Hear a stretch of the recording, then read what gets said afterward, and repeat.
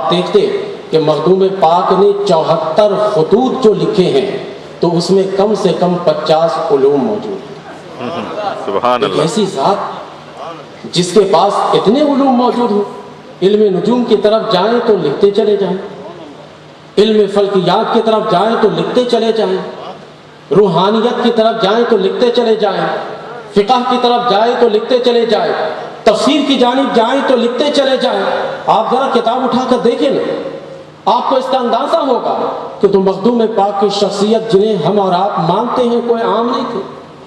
ان کا ایک ایک عمل اور ایک ایک فعل اور ایک ایک قول قرآن و حدیث کی کسوٹی میں تھا۔ ایسا نہیں ہے کہ قرآن و حدیث کی کسوٹی سے الگ ان کا کوئی قول تھا۔ بس اب یہ جو آیت کریمہ میں نے تلاوت کی ہے اس کے 2 پارٹ ہیں، 2 حصے ہیں۔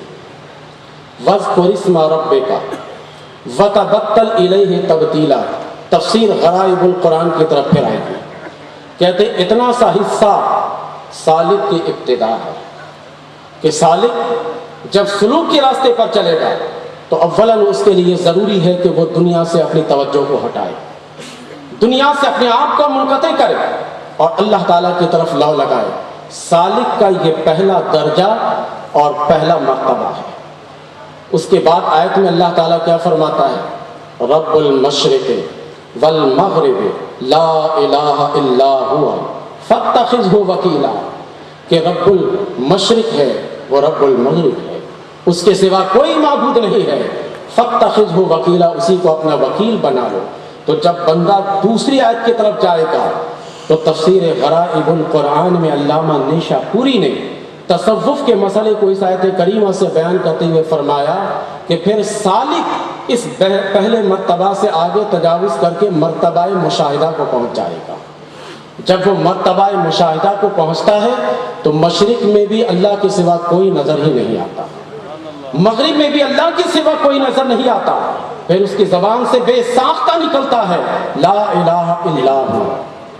اسی کو وحدت الوجود کہا گیا ہے۔ ایسا نہیں ہے کہ ہر ایک کو خدا کہنے کو وحدت الوجود کہا گیا، اسی کو وحدت الوجود کہا کہ جب نکاح کو پاک کر لیا، جب نکاح کو صاف کر لیا اور پاک اور صاف جب نکاح ہو جائے تو جدھر نکاح کیجیے گا ادھر خدا کا جلوہ نظر آئے۔ سبحان اللہ۔ وحدت الوجود، اس کو اگر میری حاشیہ کا آپ نے مطالعہ کیا ہوگا اس میں مکتوبات اشرفی میں تو میں نے ایک مثال دے کر اس کو سمجھایا کہ مثلا ایک سونار کی مثال دے دوں۔ مصنوعی کمرہ بنانے کی ضرورت ہی کیا ہے؟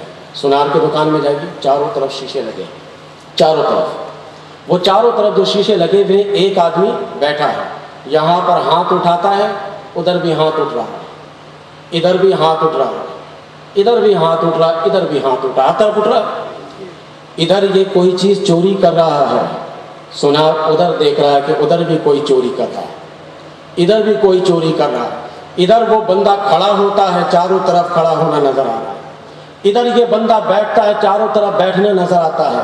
یہ بتائیے کہ اس میں ذات کا تعدد لازم ہے یا ایک ہی ذات ہے؟ یہ ایک ہی ذات ہے، ایک ہی ذات ہے، ایک ہی ذات ہے، ذات کا تعدد نہیں ہے۔ بس اس پوری کائنات کو جب اللہ کا ولی صاف اور شفاف کر کے شیشے کی طرح بنا دیتا ہے تو جب دیوار پہ نظر دوڑاتا ہے تو وہی جلوہ نظر آتا ہے، جب وہ درخت پر نظر دوڑاتا ہے تو وہی جلوہ نظر آتا ہے، جب وہ کسی اور جانب نظر دوڑاتا ہے تو اس کو وہی نظر آتا ہے۔ ایسا نہیں ہے کہ ذات کئی نظر آتے ہیں، ذات هو الاول هو الآخر، وہی ہے ذات، ذات تعدد نہیں ہے، ایک ہی ہے۔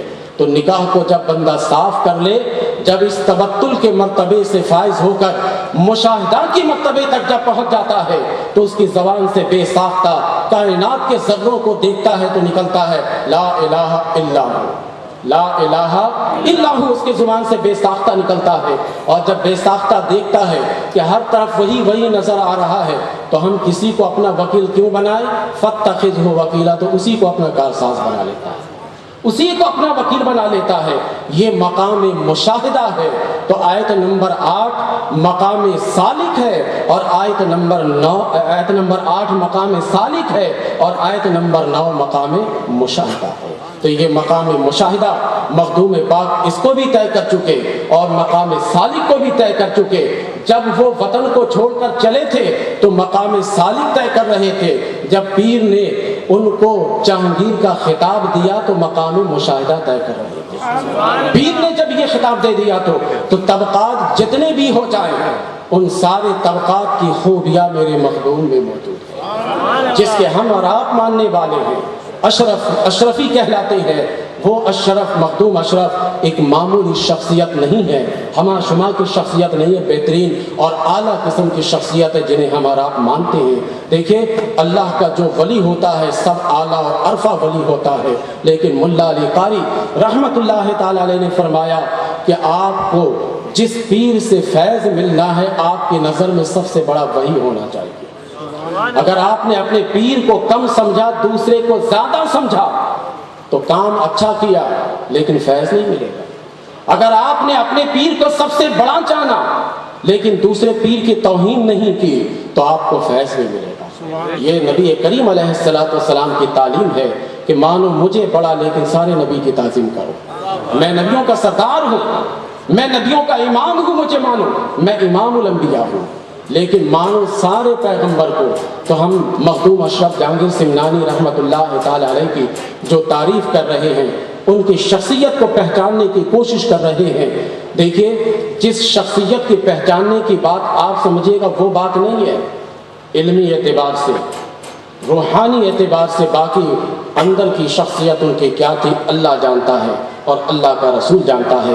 مخدوم پاک نے طبقات صوفیہ جو عادت و اطوار کے اعتبار سے ہیں تمام کو احسن طریقے سے طے فرمایا تھا، اور طے فرمانے کے بعد جب اپنے مقام اصل تک پہنچے تو اللہ تبارک و تعالیٰ نے ایسے لوگوں کو پہلے بھی چمکانے کا وعدہ کیا اور چمکا کر دکھا بھی دیا۔ تو انہی کی محفل میں ہم اور آپ بیٹھے ہیں اور کثیر تعداد میں یہاں پر اشرفی اور خلفائے اشرفیہ بھی ہیں۔ تو میں یہ سمجھتا ہوں کہ یہ پہلا موقع ہے کہ میں نے تقریر کے لیے وقت دیا۔ اگر آپ حضرات اسی طرح ان کے ساتھ آنے کا تعاون کیجیے گا، میں قید لگا رہا ہوں، رقم کی تعاون کی بات نہیں کر رہا، آنے کا تعاون کیجیے گا تو انشاءاللہ میں ہر سال ان کو اسی طرح وقت دوں گا۔ انشاءاللہ آپ جمع ہوں، کم سے کم ایک جگہ اشرفی یونٹی نظر تو آئے نا، اتنی تعداد میں آج بیٹھی ہے، ایک اشرفیوں کا اتحاد تو نظر آئے۔ ایک اسٹیج پر ہم مل بیٹھے تو صحیح نا، دلوں میں کدورت ڈالنے والے تو بہت ہوتے ہیں، دلوں میں نفرتیں ڈالنے والے تو بہت ہوتے ہیں، ان نفرتوں کو اللہ کے ولی کی معرفت ہونے کے باوجود نہ نکال سکے ہم۔ جمعہ کی تقریر یاد ہے آپ کو کہ طریقت تو نام ہی ہے دل کو صاف کرنے کا، اور شریعت نام ہے اپنے ظاہری اعضاء کو صاف کرنے کا۔ تو ہم نے ظاہری اعضاء کو بھی صاف کرنا ہے اور اندر کے دل کو بھی صاف کرنا ہے۔ اگر طریقت کے ذریعے سے ہم نے دل کو صاف نہیں کیا اور پھر ہم بھی اشرفی، آپ بھی اشرفی، وہ بھی اشرفی، سب بھی اشرفی، اس کے باوجود ہم نفرت کی بیج بوتے رہے تو ایسے عناصر سے آپ اجتناب کر دیے۔ جو بیچ میں دراڑ ڈالے اشرفیوں کے یہاں، ایسے سے آپ ذرا اجتناب برتیے، ایسے کا بائیکاٹ کیجیے، اس کو سبق دیجیے تاکہ وہ آئندہ توبہ کرے اور ایسی ان چیزوں سے اجتناب برتے۔ اشرفی دیکھیے میں اپنا کام کرتا رہتا ہوں، میرے بارے میں پتہ نہیں طرح طرح کے افواہ اڑاتے رہتے، طرح طرح کی بات اڑاتے رہتے، لیکن کوئی میرے قریب آ کر میری بات تو سنے نا کہ میں کیا کہتا ہوں، پہلے سنے تو صحیح کہ میں کیا کہتا ہوں۔